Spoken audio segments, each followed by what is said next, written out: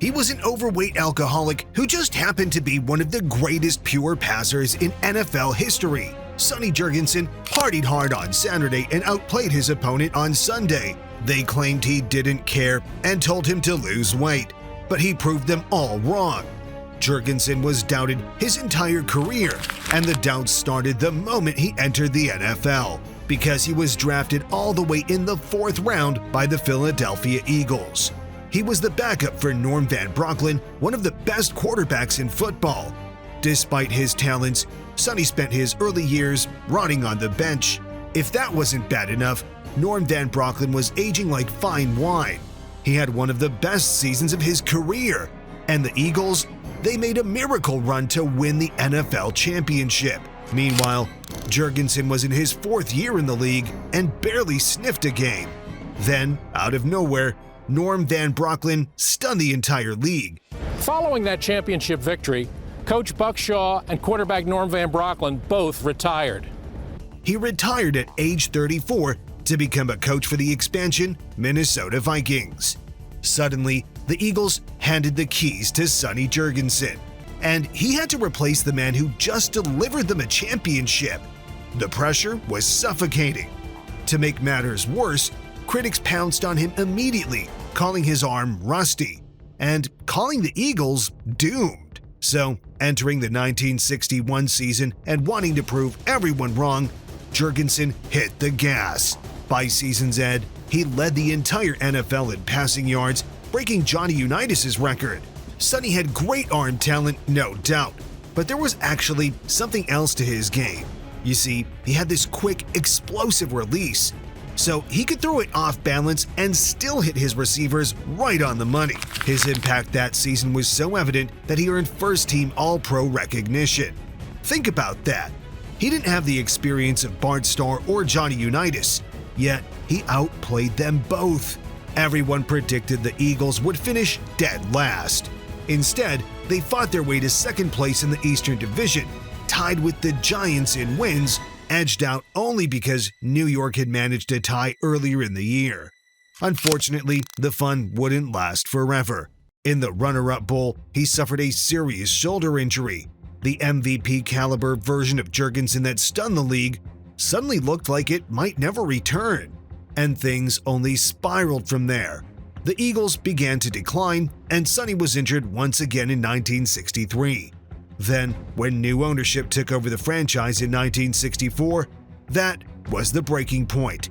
They made a cold decision that they no longer wanted the risk. Jurgensen was swiftly traded to Washington. It was a move that left him stunned. He loved it in Philly, but honestly, it seemed to make perfect sense to outsiders. Because, well, he didn't look like the prototypical happy Charlie who didn't take football seriously. So 1965 was a critical season for Jurgensen, and you best believe he rose to the occasion. In his very first season in Washington, Jurgensen threw 24 touchdown passes and nearly 3,000 yards. Sonny Jurgensen has built a reputation with the long bomb. The classy Redskin passer draws a bead on Angie Koya and hits him right in the hand. He may have been built like an offensive lineman, but nobody in football could throw a jump pass like Sonny. He was truly Mahomes before Mahomes. Jurgensen proved all his doubters wrong again and earned All-Pro honors for the 2nd time. But the following season, he would run into some potential issues. In came a new head coach, Otto Graham, a strict disciplinarian, the polar opposite of Jurgensen. Sonny was known as a party animal, and when he left Philadelphia, Sonny Jurgensen's been traded, and all the bartenders in Philadelphia wearing black armbands. Yeah. All right. Now, was that an exaggeration about your nightlife and because some of these stories take on a life of their own? I was a night person. The night before the game. Night before the game. So you broke curfew? Yeah. When I said, this isn't going to be good, I'm going to get crucified. The clash with Graham seemed inevitable, especially when the coach forced Jurgensen to slim down for the 1966 season. But instead of underperforming, Sonny responded with something else. The architect of victory is football's ultimate weapon, quarterback Sonny Jurgensen. Jurgensen can move an offense on his arm alone.